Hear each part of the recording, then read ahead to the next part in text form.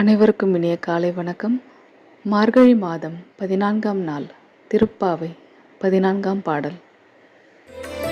உங்கள் புழக்கடை தோட்டத்து வாழ்வியுள் செங்கழு நீர் வாய் நெகிழ்ந்த ஆம்பல் வாய் கூம்பினக்காள் செங்கல் பொடி கூரை வெண்பல் தவர் தங்கள் திரு கோயில் சங்கிடுவார்